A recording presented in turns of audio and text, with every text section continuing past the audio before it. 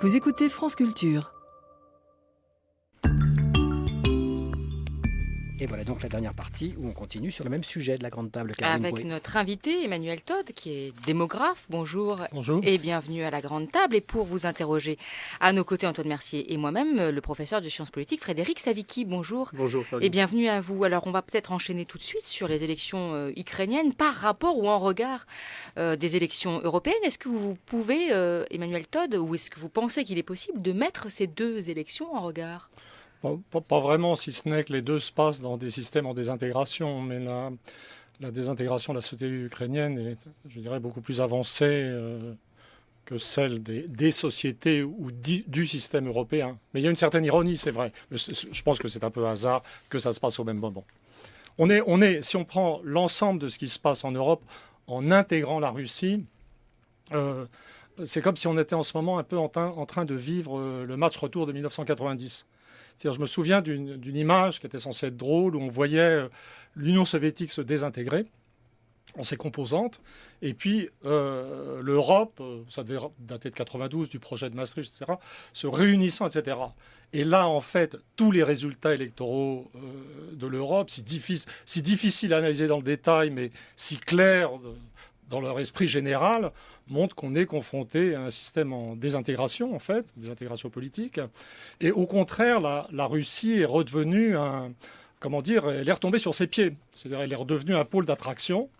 Et à côté de la Russie, l'Ukraine, je dirais, c'est celle des sociétés de l'ancien système soviétique qui n'a pas trouvé son équilibre, en fait, et dont la désintégration va continuer, on peut en parler en détail si vous voulez, va continuer de se poursuivre, quel que soit le résultat de ces élections et quelles que soient les décisions politiques. Il y a des choses plus profondes, en fait. Et la désintégration de l'Europe ou de l'Union européenne, qui se voit aussi dans les résultats de ces élections d'hier, se joue ou se note particulièrement avec ce qui se passe en Ukraine pour vous ? Non, mais c'est très curieux parce qu'on a, on a l'impression, l'Europe fait son comportement. Je pense vraiment que c'est les Européens, enfin peut-être certains Européens qui ont foutu le feu à l'Ukraine. Hein. C'est vraiment le voyage de Steinmeier avec Sikorski, le Polonais, le ministre des Affaires étrangères, là où ils avaient pris Laurent Fabius dans leur bagage.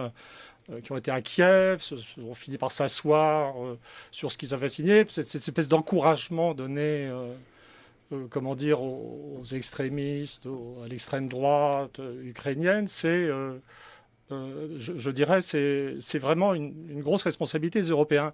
Mais c'est très curieux que cette Europe qui elle-même est en train de s'effondrer en son sens continue d'une certaine manière d'être expansionniste. Alors c'est pas l'Europe, c'est l'Allemagne et la Pologne, puis un peu la Suède qui est très russophobe. Donc j'ai de plus en plus l'image d'une Europe qui une supernova. Vous savez, ces étoiles qui deviennent très brillantes au moment où elles explosent. Donc il y a quelque chose, je pense quelque part, j'ai une sorte de sentiment, instinct historique que l'Europe va chercher sa mort quelque part dans les plaines d'Ukraine. Et il faut vous écouter quand vous avez un sentiment historique en général, Melton. Désintégration politique. Mais finalement, l'Europe politique n'existant pas, je ne vois pas comment elle pourrait se désintégrer alors qu'elle n'était pas intégrée. Est-ce que ce n'est pas plutôt ce à quoi on assiste, c'est plutôt au retour des puissances nationales européennes, notamment l'Allemagne par exemple ? Il n'y a pas que l'Allemagne en fait. C'est-à-dire que je crois que les dirigeants français sont très très particuliers. Ils ont une faible conscience géopolitique. Ils ont même une faible conscience de ce qui se passe historiquement, qui est un retour et une divergence des nations. C'est-à-dire que dans la phase de montée de la société de consommation, on avait l'impression d'une convergence. Et cette convergence économique, c'était l'hypothèse qui était derrière la construction de l'euro. Mais les nations sont restées les nations. La vie économique est devenue beaucoup plus dure, c'est-à-dire la compétition internationale, le libre-échange. Et donc les nations sont devenues les pôles de résistance. Donc il y a eu des nations fortes, des nations faibles. Donc maintenant on a les sous-hommes de la Méditerranée. On a le peuple des seigneurs démocratiques allemands. Ce n'est pas une provocation, j'ai dit ça dans Die Zeit l'autre jour dans une interview. Donc on ne m'accuse pas de germanophobie, je parle comme ça en Allemagne aussi. Et donc l'euro a été construit quand il ne fallait pas. Et donc on a cette dérive des nations. Mais ça n'est pas juste en Europe occidentale. L'autre grande nation, il n'y a pas que l'Allemagne. L'Allemagne est un grand projet national. J'oserais pas dire qu'il réussit parce que leur fécondité est tellement faible et il y a de tels éléments d'archaïsme dans le fonctionnement social allemand que je ne suis pas tellement optimiste pour l'Allemagne elle-même. Mais la grosse surprise nationale, c'est la Russie. C'est-à-dire que, je dis surprise parce que on a un problème avec la Russie qui a failli par m'atteindre. Hein. Moi, j'ai prédit l'effondrement du système soviétique, donc mon âme est pure. Je ne peux pas, on ne peut pas me soupçonner de sympathie a priori. Mais depuis le début, j'étais quand même, ce qui s'est passé après m'a énormément choqué. C'est-à-dire que le développement d'une russophobie pathologique dans la classe politique et les médias français, je veux dire, est quelque chose qui m'a beaucoup choqué. À l'intérieur d'ailleurs de cette russophobie, je crois que c'est moins une russophobie qu'une poutinophobie. Oui, mais c'est pareil quand même. Oui, mais ça c'est très intéressant. Oui, on appelle ça une poutinophobie. Alors, bien entendu, je dirais que le leader responsable dans cette espèce de non-regard serein et intelligent sur la Russie, il faut le dire, c'est le journal Le Monde. Le journal Le Monde a eu un rôle. Ça m'a frappé parce que moi, je travaillais au Monde à l'époque du brejnevisme triomphant. J'étais convoqué quand je faisais un article anti-soviétique. Mais j'ai vu Le Monde devenir russophobe ou poutinophobe au moment, où la Russie, sans être un système complètement acceptable au regard des normes occidentales, était un système en amélioration. Mais si vous voulez, tant qu'on est dans la poutinophobie pathologique, bon, c'est pas bien. Mais si ça n'a pas de conséquences pratiques, pourquoi pas? Mais je vais vous dire, c'est très important. La réalité, c'est qu'on a été, et largement à cause probablement de ce leadership absurde du monde, aveuglé au fait que la Russie revenait sur ses pieds. C'est-à-dire que entre 1990 et 2000, le système était en désintégration. Depuis 2000, la Russie a survécu. C'est pas le poutinisme. Poutine, il n'est que la surface de ces choses. Donc on a vu, alors la mortalité infantile a recommencé à baisser assez vite en Russie, même la mortalité masculine, la fécondité a remonté, la balance migratoire est positive, donc la population russe a arrêté de décroître, le taux de chômage est tombé à 4%, même l'agriculture russe redevient présente sur les marchés internationaux. Et donc on a été aveuglé par cette espèce de poutinophobie imbécile au fait qu'un acteur majeur revenait sur la scène internationale et en Europe. C'est ça l'Ukraine. Quand on arrive, quand vous voyez Steinmeier et ses petits camarades foutre le feu à Kiev, etc., pour tout d'un coup s'apercevoir que les Russes sont remis sur leurs pieds, n'ont plus peur, et que eux, à la différence de Poutine, n'ont pas d'armée qui était en plus retapée. Vous voyez, donc le problème n'est plus la poutinophobie. Le problème, c'est intégrer dans notre esprit, dans notre représentation de l'Europe à venir, le fait que la Russie est là pour rester et que sa puissance relative va augmenter. Parce que les Russes, maintenant, ont ce qu'on n'a plus nous. C'est-à-dire, nous, on est un système, les gens sont désespérés, beaucoup plus riches. Hein. On est beaucoup plus riches, tout va mieux, en un certain sens, en termes de confort d'existence. Mais les Russes, comme les Allemands sans doute, sont en train, je dirais, de retrouver la fierté d'être Russes, tout simplement. Chose dont je ne dis pas qu'on aurait besoin d'être fier d'être russe ici, mais un petit sentiment de fierté d'être français serait pas mal. Frédéric Savicki. Oui, je sais que Emmanuel Todd est assez sensible à tout ce qui s'inscrit dans la longue durée, ou en tout cas dans la moyenne durée. Et je voulais interroger quand même sur le... Bon, évidemment, Poutine, en France en particulier, ne suscite pas beaucoup de sympathie, mais moi, ce qui me frappe quand même, c'est que après la chute du mur, on s'est focalisé finalement dans le débat européen sur la frontière asiatique avec la Turquie, et c'est vrai que la manière de penser les relations entre l'Union européenne et la Russie, alors bien sûr, elle a été laissée de côté. C'est-à-dire, alors bien sûr, les stratèges avaient toujours l'idée que la Russie était un ennemi potentiel et qu'il fallait consolider les liens avec la Pologne, et puis qu'au-delà, on verrait ce qu'on pourrait faire, et puis l'Ukraine servirait un peu de tampon, quoi. Hein, bon. Mais c'est vrai que, je ne sais pas ce que vous en pensez, mais comment expliquer effectivement cette incapacité finalement qu'il y a eu, hein, alors que le général de Gaulle disait qu'il fallait faire l'Europe de Vladivostok à Tamanrasset, finalement à penser les relations avec la Russie, alors qui a été vu d'abord comme un lieu où on pouvait faire des affaires, mais sur le plan politique, effectivement, qui a été complètement laissé de côté. Emmanuel Todd. Je crois qu'au départ, les Européens de l'Ouest, je parle là des dirigeants, je ne parle pas de la presse, je cesse de parler du journal Le Monde, Vous lui donnez beaucoup d'importance quand même. Mais je veux dire, comme les Et il dirigeants traverse lisent une très passe peu... difficile lui aussi. Alors, Non, mais n'en comme jetons pas. les dirigeants, et j'aurais dire peut-être que même on se demande si peut-être que les dirigeants socialistes ne lisent même pas le Figaro, qui est quand même bien meilleur en politique internationale. Donc c'est très important. Non, mais arrêtons de rire.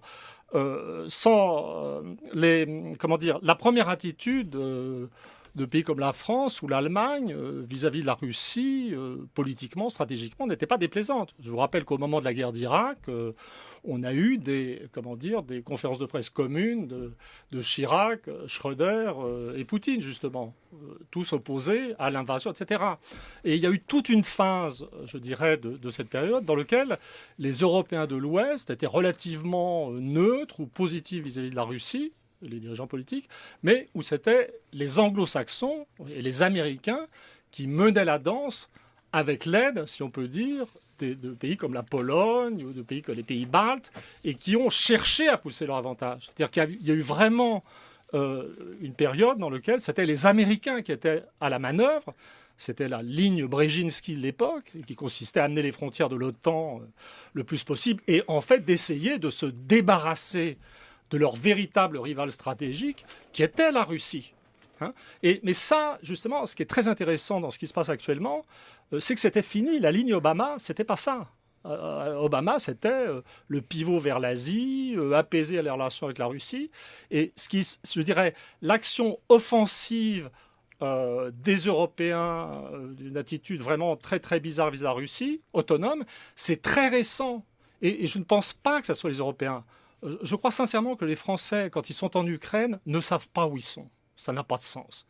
Mais quand les Allemands, les Polonais et les Suédois activent des politiques européennes anti-russes, avec intervention, etc., on est dans autre chose. C'est-à-dire que l'Europe est devenue... Bon, on le voit au moment des élections. On voit bien, je veux dire, chacun vote selon ses particularités nationales. C'est impossible de donner une interprétation générale.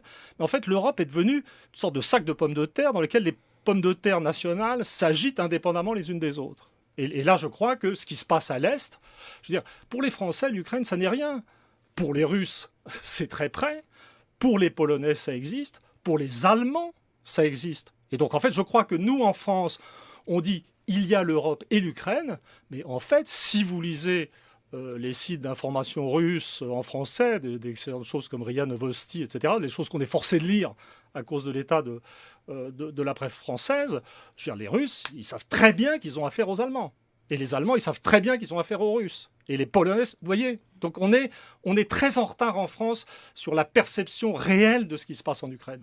Frédéric. Bon, on pourrait quand même vous rétorquer aussi que par rapport justement à la manière dont Poutine gouverne et dont il met quand même pas mal à mal les libertés démocratiques en Russie, en favorisant effectivement, en encourageant un contrôle on pourrait dire, du pouvoir politique sur l'économie, que l'Europe pourrait aussi avoir à défendre un projet alternatif qui serait une défense quand même minimale des libertés publiques, de la démocratie, et que c'est quand même ça aussi qu'un certain nombre d'Ukrainiens qui ne sont pas tous nazis et naïfs, reconnaissent quand même dans l'Union européenne, non ? Oui, mais là, je crois qu'il faut... Bon, l'idée d'homme universel est une belle idée, française et autres. L'homme est universel, mais les systèmes sociaux ne sont pas universels.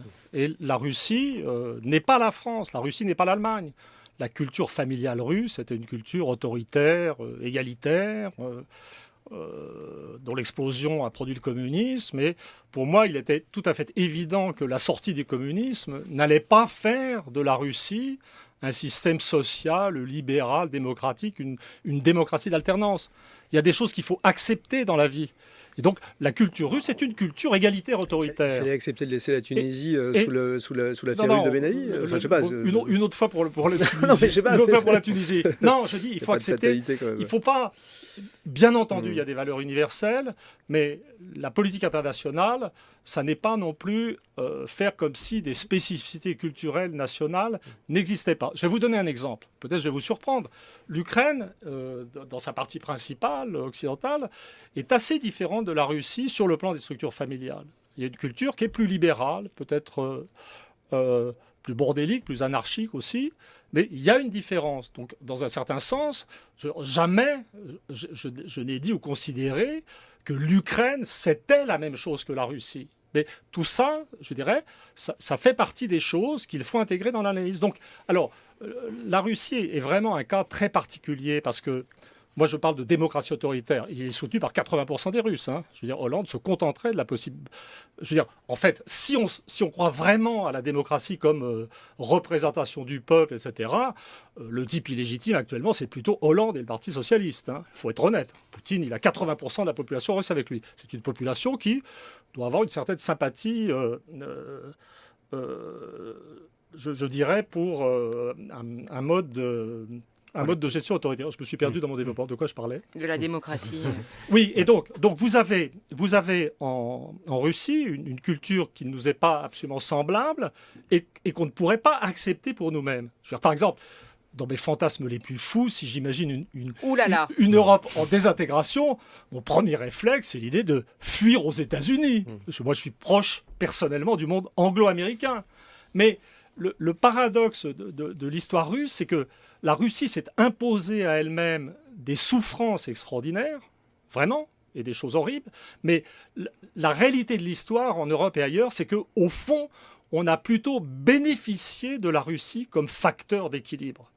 C'est la Russie stalinienne qui a mis à bas le nazisme. Et aujourd'hui, je dirais, ce que les gens ne semblent pas arriver à comprendre, c'est que même si on pense que les États-Unis, c'est pas si mal que ça, on leur doit notre modernité, et on y fuira si ça commence à chauffer en Europe.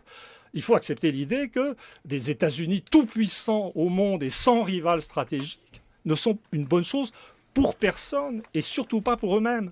Voyez, et que la Russie, en tant qu'acteur stratégique de pôle d'équilibre, est une chose positive dans le monde. C'est ça le paradoxe russe. Un système dans lequel on ne pourrait pas vivre, mais dont on doit admettre qu'il joue un rôle d'équilibre positif sur la planète. Antoine. Je voudrais revenir à l'Europe de Bruxelles, puisqu'on a la chance d'avoir un prévisionniste qui s'est rarement trompé. Ça ne doit pas vous plaire, prévisionnisme. Enfin, si, mes enfants tiennent la liste de mes erreurs. Voilà. Alors, donc, si je comprends bien, de l'élection de Sarkozy à l'intelligence de Hollande, que d'erreurs.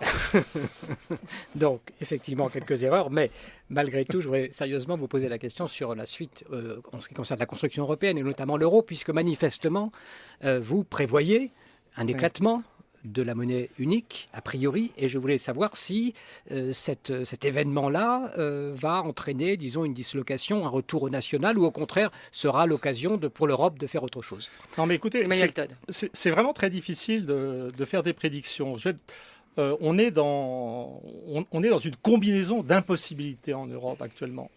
C'est-à-dire que la monnaie unique ne marchera jamais. C'est un contretemps historique, évident, c'est avéré. L'économie européenne est le trou noir de l'économie mondiale. D'un autre côté... Pourquoi ça ne marchera jamais quand même J'ai parlé de la divergence des nations, puis il n'y a qu'à regarder. En fait, honnêtement, il n'y a qu'en Europe qu'on se raconte encore des histoires dont on doit sauver l'euro de temps en temps. Ça ne marchera jamais, mais peut-être que ça peut continuer longtemps. Voilà, parce qu'il y a une autre impossibilité à laquelle il faut s'habituer, qu'il faut intégrer, c'est, disons... C'est clair que les dirigeants européens, et en particulier les dirigeants français, moi j'ai intégré dans ma logique interprétative et de prévision l'idée que les dirigeants, la classe dirigeante française, ne comprendront jamais ou n'accepteront jamais de tenir compte de la réalité. Il y a une sorte de lâcheté, manque d'intelligence, peut-être parce que l'euro est devenu une sorte de croyance religieuse. Mais est-ce qu'ils peuvent dire aujourd'hui on sort de l'euro ? Est-ce qu'ils peuvent dire ça ? C'est ce que je dis. Je veux dire, quand j'entends les gens dire on va se réunir à l'Élysée pour tenir compte du résultat des élections européennes, il est complètement évident qu'ils ne vont pas en tenir compte du tout. Il est tout à fait évident que des types comme... Hollande, Fabius, Sapin, Valls n'ont ni l'intelligence ni le courage de faire quoi que ce soit. C'est évident qu'on va continuer. Alors, on se demande, donc, ça ne peut pas marcher, ils ne pourront pas en sortir, qu'est-ce qui va se passer ? Donc, on devient attentif à la notion de grain de sable. C'est quelque chose. Et c'est pour ça que je suis extrêmement attentif à ce qui se passe en Ukraine, où je pense que, et c'est pour ça que je dis que peut-être que l'Europe est allé chercher sa mort en Ukraine, parce que avec l'Ukraine, société dont la désintégration va continuer, ça s'observe démographiquement, C'est-à-dire que c'est pas parce que Poroshenko a été élu que ça va s'arrêter. L'Ukraine, c'est pas juste failed state, l'Ukraine, comme on dit, un État en faillite. C'est failed society. C'est-à-dire que la population ukrainienne a baissé de 12,5%. Mais quel rapport il va y avoir entre cette désintégration de l'Ukraine et de l'Europe? Je ne sais pas, mais il faut bien voir que l'Ukraine va continuer. Je peux vous dire pourquoi l'Ukraine va continuer à se désintégrer. C'est très facile. Et ça sera grâce à l'Europe d'une certaine manière. Parce que les Russes voulaient prendre le contrôle de l'Ukraine une partie, mais plutôt avec l'idée de retaper l'Ukraine et d'en faire une partie de leur système. Le seul projet ou la seule réalité de l'Europe ou l'Ukraine, c'est lui piquer sa main-d'œuvre qualifiée. C'est-à-dire que si vous comparez ce que j'ai fait, vous comparez la production de diplômés en Ukraine dans les dernières années, vous regardez le nombre de jeunes diplômés dans les recensements, vous voyez qu'ils ne sont pas là, il y a une hémorragie, et donc ils foutent le camp aux États-Unis, au Canada, sans doute en Europe occidentale, et que plus l'Ukraine sera intégrée à l'espace occidental, plus ça veut dire qu'en fait sa population active qualifiée sera, je dirais, aspirée par le besoin démographique incessant de l'économie allemande, qui est en faillite démographique. Donc ça va continuer.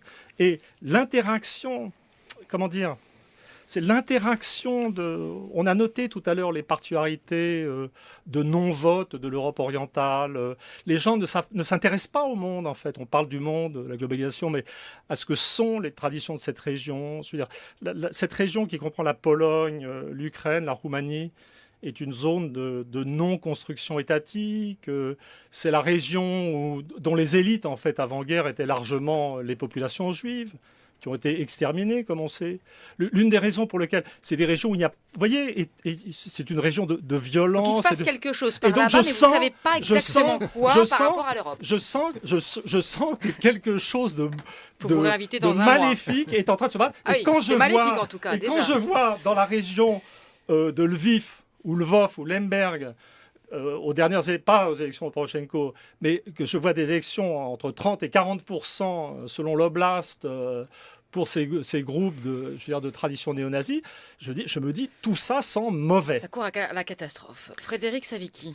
Oui, on peut aussi penser que la Russie a obtenu déjà beaucoup de choses en récupérant la Crimée, en probablement obtenant une fédéralisation de l'Ukraine et une espèce de finlandisation d'un côté, et que le grain de sable principal, peut-être pour les dirigeants européens par rapport à la question de l'euro qu'on évoquait tout à l'heure, c'est quand même la montée effectivement des voix nationalistes et des votes nationalistes et régionalistes. Donc là, pas du tout. Non, mais là pour l'instant les choses sont assez ouvertes, me semble-t-il. Enfin, on arrive quand même là aujourd'hui à certains paradoxes, et qu'après le score quand même très élevé, pas seulement en France, mais aussi en Grande-Bretagne et en Hongrie, au Danemark et dans d'autres pays, on a raison effectivement de déporter le regard, mais en même temps effectivement il faut aussi s'interroger sur les effets, peut-être pas à court terme, mais à long terme, de l'installation durable dans le paysage politique européen de forces nationalistes. Il faut les appeler comme elles sont. Emmanuel Todd. C'est tellement lent. C'est-à-dire que, vous voyez, quand tout le monde est là en train de s'exciter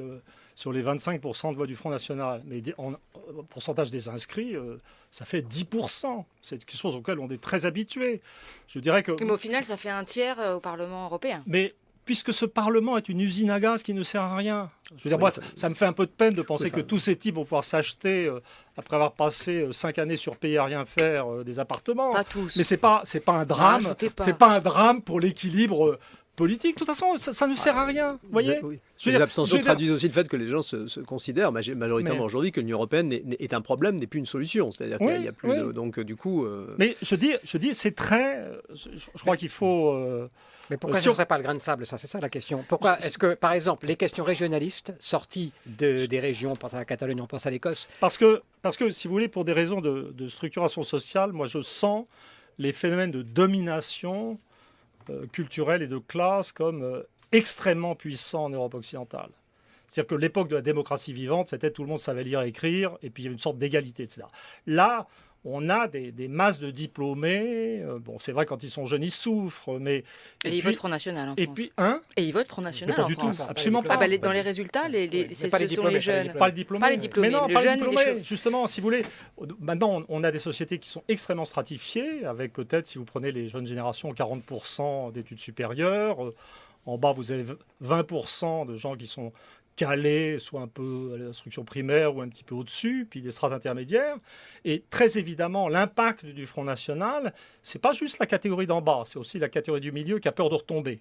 Hein. Mais ça, c'est une société. Je suis désolé. Je sais que j'ai passé un peu de temps au Parti communiste quand j'étais gamin, mais si Lénine nous a appris quelque chose, c'est bien que ça n'était pas les masses populaires toutes seules qui faisaient l'histoire.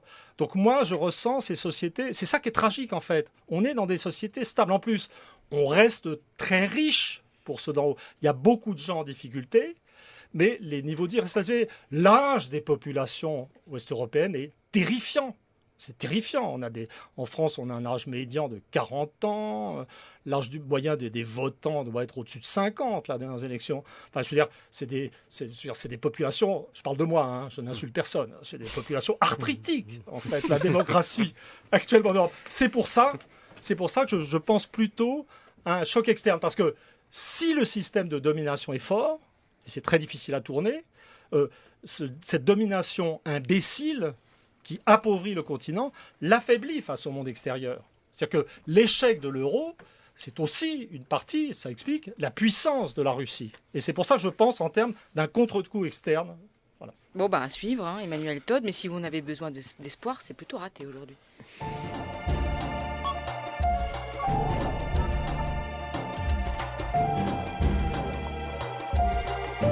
France Culture, la grande table. À moins que ce soit vous, Raphaël Bourgois, qui nous apportiez le choc externe. Ah, le choc externe peut-être, l'espoir peut-être pas. La souveraineté et le territoire. Oui, à l'issue de la séquence politique que nous venons de vivre, Caroline, on peut dire qu'en termes idéologiques, la grande gagnante, c'est la conception nationale de la souveraineté. Ce n'est pas une surprise, les signes avant-coureurs étaient plus qu'évidents, ils se sont concrétisés dans l'interview récente au Point de l'ancien président de la République, Nicolas Sarkozy, qui dessinait une Europe faite de cercles concentriques autour d'États-nations réaffirmés.